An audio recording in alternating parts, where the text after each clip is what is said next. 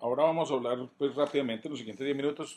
dos conferencias que las voy a amalgamar como en una micropresentación de tratamiento con terapia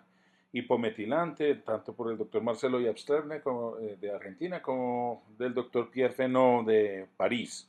Voy a arrancar un poquito con algo, unas terapia con decitabina, en donde el doctor Marcelo Yabstreitner pues, hizo una ambientación sobre lo que es el síndrome mielodisplásico y puso pues, esta bonita diapositiva en donde fundamentalmente se evidencia que los cambios epigenéticos son importantes en todas las partes que tienen que ver con la fisiopatogenia del síndrome mielodisplásico, que finalmente concluye con que es una hematopoiesis inefectiva y una apoptosis incrementada que gracias a todos estos mutaciones y cambios epigenéticos terminan causando evolución clonal que termina en la evolución hacia las leucemias agudas. Eh, las drogas hipometilantes son análogos de la citidina, que tienen un grupo nitrógeno, lo que le da el 5-asa a esto, y se convierten, por lo tanto, son agentes antimetabolitos que inhiben la DNMT, que es importante para el proceso de regulación de la metilación del DNA. Las dos drogas que son hipomitilantes son la decitabina y la sacitidina. Los mecanismos de acción se ilustran en la imagen. Pues fundamentalmente la decitabina tiene un mecanismo de acción exclusivo en la incorporación del DNA, en tanto que la sacitidina tiene también una función que afecta el DNA, ¿cierto? El DAC difosfato y la asas difosfato también se va por la vía en donde interfiere con la incorporación al RNA, ¿sí? En esta imagen se muestra cómo la decitabina a altas dosis funciona como un agente citostático con citotoxicidad y muerte celular, y a bajas dosis tiene pues el efecto hipometilante, que es el que se ha evidenciado que es de utilidad en esta enfermedad. Los ensayos clínicos con decitabina son varios, y se puede observar, tal vez de resaltar, es que las mejores respuestas se han obtenido cuando se han utilizado más cantidad de ciclos. Mientras más ciclos, mayor tasa de respuestas. Miren cómo en el estudio de Cantargian, más de 7 ciclos se asociaron a un 30% de respuesta completa y un 73% de lo que llamaríamos beneficio clínico. Aquellos estudios que han tenido menos ciclos se han beneficiado menos. El anterior concepto se refuerza con esta gráfica, en donde se observa que la respuesta, tanto completa como la respuesta global, se incrementa en la medida en la que se aumente el número de ciclos que son administrados. Esto nos habla de un concepto, y es que las respuestas se ocurren, pero hay que darles tiempo con este medicamento para que funcione. Y es en este momento que metemos un poquito la charla de Pierre Fernand de experiencia con azacitidina, que pues como vimos también un análogo de la citosina, y pues él arranca presentando los estudios, el CLGB 9221, un estudio fase 3 presentado por allá en el 2002, en donde se incluyeron pacientes con azacitidina versus terapia de soporte, aquellos que progresaron, 51 de los 92 que hicieron, eh, que cumplían unos criterios específicos al progresar, se les iniciaba, se hacía crossover a la terapia experimental, o sea, azacitidina. En ese estudio se encontró que la tasa de respuesta era muy superior en los pacientes que recibieron azacitidina de entrada, un 60% versus 5% en aquellos que recibieron terapia de soporte. Aquellos que recibieron azacitidina al progresar tuvieron una tasa de respuesta intermedia del 47%. La tasa de respuesta, la eliminación de la transfusión ocurrió en el 45% de los pacientes con azacitidina,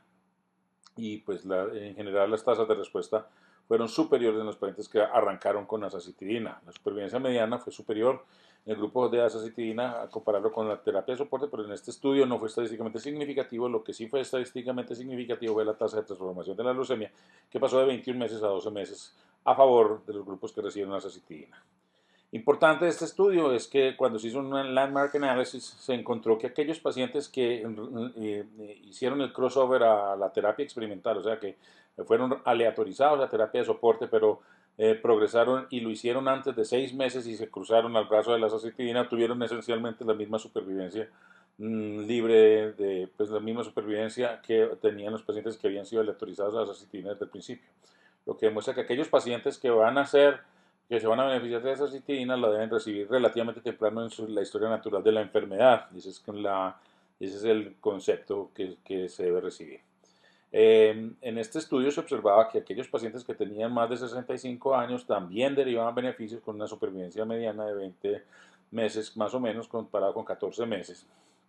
O sea que no hay una razón para excluir el uso de azacitidina en personas mayores. Los aspectos que tienen que ver con calidad de vida, prácticamente todos, como se pueden observar, el funcionamiento físico, la fatiga, la disnea, el insomnio, el funcionamiento social y la calidad de vida fueron superiores a favor de pacientes que recibieron azacitidina, como se puede también ilustrar en estas curvas de calidad de vida.